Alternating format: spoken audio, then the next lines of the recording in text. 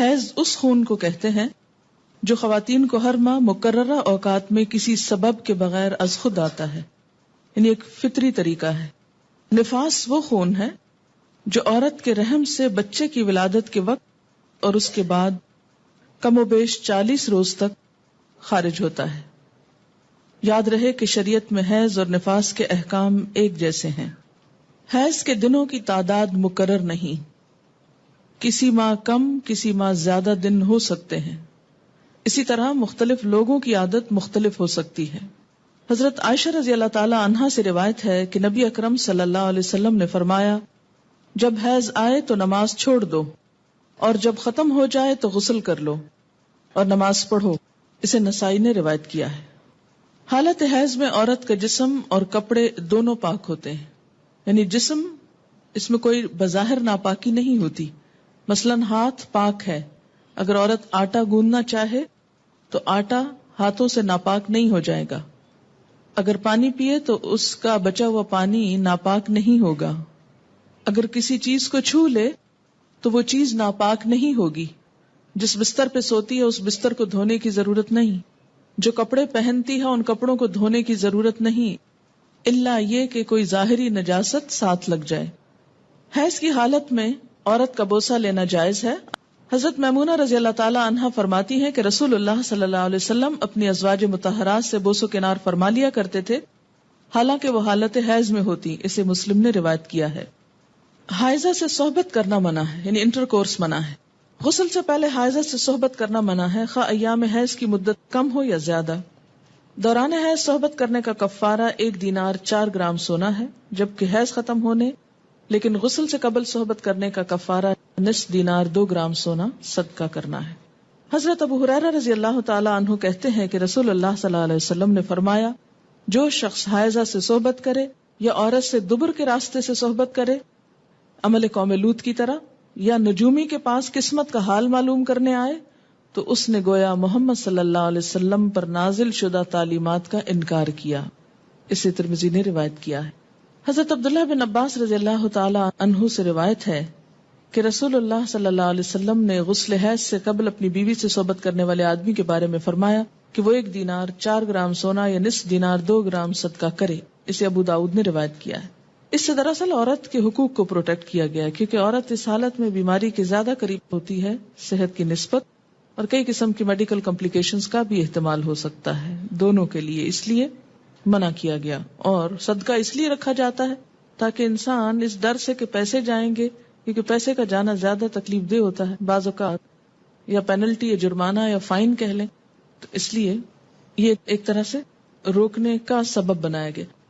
حائضہ طواف کے علاوہ باقی سارے مناسک حج ادا کر سکتی ہے۔ باقی مناسک حج کیا ہیں؟ مثلا احرام پہننا، اسی طرح عرفات جانا، منا جانا، کنکریاں مارنا، یہ تمام چیزیں درست ہیں، لیکن طواف نہیں ہو سکتا۔ شروع میں صحیح ہو سکتی تھی، لیکن چونکہ اب وہ مسجد کا حصہ ہو گئی ہے، اس لیے صحیح کرنا بھی درست نہیں۔ حائضہ نماز پڑھ سکتی ہے، نہ روزہ رکھ سکتی، یعنی نہ نماز پڑھ سکتی ہے نہ روزہ رکھ سکتی۔ تو اب کتنی چیزیں منع ہو گئی؟ طواف، نماز، روزہ۔ حیض شروع ہوتے ہی روزہ ختم ہو جاتا ہے، خواہ سورج غروب ہونے سے 1 لمحہ ہی پہلے کیوں نہ آئے۔ حیض کی وجہ سے روزہ ختم ہونے کے بعد کھانا پینا جائز ہے، البتہ روزہ کی قضا ضروری ہے۔ حائضہ کے لیے روزہ کی قضا ہے، نماز کی نہیں۔ ہمارے یہاں عام طور پر یہ خیال پایا جاتا ہے نا کہ اگر پیریڈز آ بھی جائیں تو روزہ نہیں توڑنا چاہیے اور کچھ کھانا پینا نہیں چاہیے، اس دن کا ہو جاتا ہے۔ یہ خیال غلط ہے۔ دوسرا یہ کہ یہ کہا جاتا ہے کہ چلیں اگر نہیں کھائے پیئیں گے تو روزے کا ثواب مل جائے گا، ایسی بھی کوئی بات کہیں نہیں لکھی ہوئی۔ جب روزہ ہوا ہی نہیں تو ثواب کائے کا ملا؟ ناپاک حالت میں روزہ رکھنے کا یہ ثواب ہے یا الٹا گناہ ہے؟ یعنی ناپاکی میں کس نے روزہ رکھنے کو کہا؟ اور جب روزہ ہی نہیں تو کھانا پینا کیوں حرام کر لیا اپنے اوپر؟ یہ دین میں خود ساختہ پابندیاں ہیں۔ بہت سے لوگ بسا اوقات عورتوں کو پرووک کرتے ہیں یہ کہہ کر، دیکھو اسلام نے تمہارے ساتھ کیسی زیادتی کی، اور اسلام میں تو عورت کو کوئی حیثیت ہی نہیں دی گئی، اس کے دین میں بھی نقص بتایا گیا۔ تو نقص اور نقصان کمی کے لیے ہے، کسی عیب اور خرابی کے لیے نہیں۔ اب آپ دیکھیے کہ نماز میں تو کمی ہوتی ہے، لیکن اس وقت میں جو ایک تکلیف کی یا اذیت کی کیفیت ہوتی ہے اس کا صلہ بھی ملتا ہے، کیونکہ اللہ تعالیٰ نے لکھ دیا نا یہ.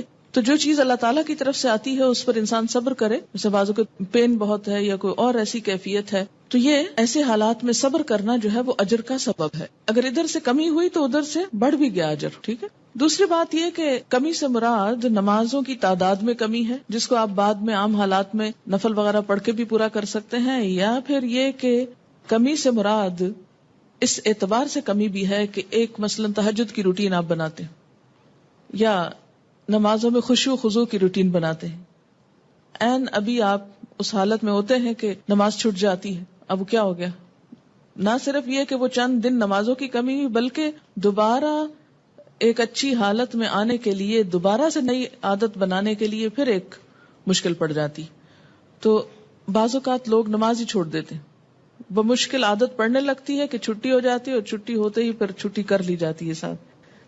تو یہ ایک انسانی نفسیات بھی ہے. اس سے پھر دین میں پیچھے رہنے کا اندیشہ ہوتا ہے. یہ بتا کے الارم کیا گیا ہے، نہ کہ کوئی عیب بتانا مقصود ہے. کہ اگر آپ کو یہ بتایا جائے کہ آپ کے بزنس میں یا فلاں چیز میں کمی ہو جاتی ہے اس چیز سے، تو آپ کیا سوچتے ہیں؟ بزنس چھوڑ دوں، کام ہی چھوڑ دوں؟ نہیں، آپ سوچتے ہیں اچھا اس کمی کو پھر اور کہاں سے پورا کروں. کسی بھی چیز میں جب کسی بھی چیز کی کمی کا سبب بنتا ہے اور اس کو بتایا جاتا ہے یہ کمی ہونے لگی ہے. مثلا اگر کسی کو بتایا جائے کہ مارکیٹ میں فلاں پروڈکٹ نہیں آ رہی ہے جس کی وجہ سے فلاں کی سیل پر اثر پڑ جائے گا اور ایک دم کمی ہوگی، بزنس ڈاؤن ہوگا، تو انسان مایوس ہو کے بیٹھ نہیں جاتا، بلکہ کچھ اور سٹرگل شروع کرتا ہے کہ کسی اور طریقے سے کمی پوری کی جائے. تو یہاں بھی جب یہ بتایا گیا کہ میں نقصان دین ہے، تو اس کا مطلب یہ ہے کہ اس کمی کو کسی اور طریقے سے پورا کیا جائے. یہ ایک خیرخواہی بھی ہو سکتی. اگر کوئی عورت رمضان میں فجر کی اذان سے پہلے حیض سے پاک ہو جائے اور غسل کا وقت نہ ہو تو پہلے روزہ رکھ کر بعد میں غسل کر سکتی. لیکن اگر اذان کے بعد پاکی ہوئی ہے، یعنی بعد میں بھی اسپاٹ لگا ہے، اور سورج نکلنے کے بعد آپ پاک ہو رہے ہیں اور نہا رہے ہیں اور روزہ آپ صبح سے رکھ چکے ہیں، تو وہ روزہ نہیں ہوتا. کپڑے پر حیض کے خون کا داغ لگ جائے تو اتنی جگہ دھو کر اسی کپڑے پر نماز ادا کی جا سکتی. حائضہ کے لیے مسجد میں ٹھہرنا جائز نہیں، البتہ گزر سکتی. حالت حیض میں جائے نماز کو ہاتھ لگانا، جائے نماز پر بیٹھنا، ذکر کرنا اور تسبیح اور تحلیل نیز دعا وغیرہ کرنا جائز ہے. کیونکہ بعض اوقات لوگ تسبیح نہیں اٹھاتے یا جائے نماز نہیں اٹھاتے، تو یہ بات درست نہیں. حضرت ام عطیہ رضی اللہ تعالی عنہا سے روایت ہے کہ رسول اللہ صلی اللہ علیہ وسلم نے حکم دیا کہ دونوں عیدوں کے دن ہم حیض والی اور پردہ نشین یعنی تمام عورتوں کو عیدگاہ لائیں تاکہ وہ مسلمانوں کے ساتھ نماز اور دعا میں شرکت کریں. البتہ حیض والی عورتیں نماز نہ پڑھیں. اسے بخاری اور مسلم نے روایت کیا ہے. عید کے موقع پر نماز کے لیے سب کو نکلنے کا حکم دیا گیا، جس میں حیض والی اور پردہ نشین عورتوں کو بھی کہا گیا کہ نکلیں. جو کبھی نہیں نکلتی وہ بھی نکلیں تاکہ مسلمانوں کے ساتھ نماز اور دعا میں شرکت کریں. البتہ حیض والی عورتیں نماز نہ پڑھیں. تو اس سے کیا پتہ چلتا ہے کہ عیدگاہ تک جانا، وہاں بیٹھنا اور دعا میں شریک ہونا ایسی عورتوں کے لیے بھی جائز ہے. حیض کا خون نہ لگے تو حائضہ کے کپڑے پاک رہتے ہیں جنہیں دھوئے بغیر نماز پڑھی جا سکتی. حائضہ کا دوپٹہ یا چادر اوڑھ کر دوسری عورت نماز پڑھ سکتی. حیض سے پاکیزگی حاصل کرنے کے بعد اگر خاکی یعنی براؤن یا زرد یعنی یلوش پانی خارج ہو تو دوبارہ غسل کرنے کی ضرورت نہیں. حیض سے پاکیزگی حاصل کرنے کے لیے بیجا عجلت اور بیجا تاخیر دونوں سے کام نہیں لینا چاہیے. بیجا عجلت کا کیا مطلب ہے کہ انڈیو جلدی، یعنی ہے کب پاک ہوں گی، کہیں نماز نہ چلی جائے، کہیں روزہ نہ چلا جائے. اچھا نہا لی، پھر دیکھا کہ ابھی تو نہیں پاک ہوئے، پھر نماز چھوڑ دی، پھر روزہ توڑ دیا، پھر نہا لیے. تو یہ کھیل نہیں بنانا چاہیے اس کو. اسی طرح بیجا تاخیر کے پاک بھی ہو چکے ہیں لیکن نہا ہی نہیں رہے، محض سستی کے مارے کہ اچھا ایک دو نمازیں اور چھوڑ لیں، آرام کر لیں، تو ایسا نہیں کرنا چاہیے. غسل حیض میں تاخیر ہونے پر قضا نمازیں ادا کرنا چاہیے. یعنی اگر کسی وجہ سے پانی ختم ہے، پانی نہیں ہے، یا کئی سفر کی حالت میں ہے کہ ٹائم پہ نہیں پہنچے آپ کہ نہا سکیں، یا کوئی وجہ بن گئی، یعنی جان بوجھ کے نہیں ہو گیا ایسے، تو پھر کیا ہے، جب نہا چکے تو پچھلی نماز لوٹائیں. مستحاضہ حسب عادت ایام حیض کے بعد غسل کر کے نماز پڑھیں. مستحاضہ کون ہوتی؟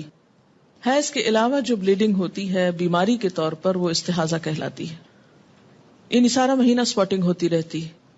تو اس میں کیا ہے کہ جو حیض کے ایام ہیں جن میں بلیڈنگ فرق ہو جاتی ہے، مثلا تھکنس ہے یا اس کی اور علامات معلوم ہوتی ہیں، یا اس بیماری کے شروع ہونے سے پہلے ایام حیض کی جو ڈیٹس تھی یا جو عادت تھی اس کے مطابق نہا لے اور باقی دنوں میں نماز پڑھتی رہے خواہ سپاٹنگ ہوتی ہے۔ حضرت عبداللہ بن عباس فرماتے ہیں کہ مستحاضہ غسل کر کے نماز پڑھے خواہ ان کی ایک گھڑی باقی ہو، مثلاً سورج غروب ہونے میں 5 منٹ ہے اور اب وہ نہا کر نکلی تو پڑھے اثر۔ جب عورت نماز ادا کر چکے تو پھر شوہر اپنی بیوی سے صحبت کر سکتا ہے کیونکہ نماز افضل ہے، اسے بخاری نے روایت کیا ہے۔ حائضہ پاکیزگی کی حالت میں جس نماز کے اول یا آخر وقت میں سے ایک مکمل رکعت ادا کرنے کا وقت پالے اس وقت کی قضا نماز اسے ادا کرنی چاہیے۔ مثلاً ظہر کی اذان ہو چکی، آدھا گھنٹہ گزر گیا، آپ نماز پڑھنے جا رہے تھے، پتہ چلا پیریڈز ہو گئے، اب نماز تو نہیں پڑھ سکتے، لیکن چونکہ وقت نماز کا داخل ہو چکا تھا اس لیے یہ نماز آپ کی ذمہ ہو گئی۔ اب جب آپ پاک ہوں گے تو یہ نماز دہرائیں گے۔ اور اسی طرح اگر عصر کا وقت مثلا ختم ہونے سے آدھا گھنٹہ پہلے پاکی حاصل کی، اب نہانے میں 20 منٹ لگ گئے، 10 منٹ باقی ہیں، اور جتنی دیر میں مصلی بچھایا مغرب کی نماز ہو گئی۔ بعض اوقات ایسا نا سردی ہوتی ہے، دروازے بند کرتے جائے نماز بچھاتے کرتے ٹائم ہو جاتا ہے، اتنے میں اذان ہوگی، اب مغرب پڑھ کے کیا کرے؟ عصر قضا پڑھے۔ حائضہ کو مسلسل قرآن پاک کی تلاوت کرنا منع ہے، البتہ ایک آیت توڑ کر پڑھ سکتی ہے، یعنی بیچ میں سانس لے سکتی ہے، اور یہ حدیث نہیں ہے، بہرحال ابراہیم نخعی کا قول ہے۔ حضرت ابراہیم نخعی کہتے ہیں کہ حائضہ قرآن مجید کی ایک آیت پڑھ لے تو کوئی حرج نہیں، اسے بخاری نے روایت کیا ہے۔ یعنی اس معاملے میں علماء اور فقہاء کے درمیان اختلاف ہے، بعض کہتے ہیں کہ آیت میں سانس لے لے بیچ میں، کٹھی نہ پڑھے، اور بعض یہ کہتے ہیں کہ اگر پڑھ لے تو حرج کوئی نہیں ہے، کیونکہ کسی صحیح حدیث میں منع نہیں کیا گیا۔ ایک روایت ملتی ہے مگر وہ ضعیف ہے۔ حائضہ قرآن مجید کو ہاتھ نہ لگائے، اگر پکڑنا ضروری ہے تو کپڑے سے پکڑنا چاہیے، یعنی عربک ٹیکسٹ جو ہے اس کو ٹچ نہیں کریں۔ شوہر کی اجازت سے حیض لانے یا حیض روکنے کی ادویات استعمال کرنا جائز ہے۔ دوران حیض بیوی کو طلاق دینا منع ہے،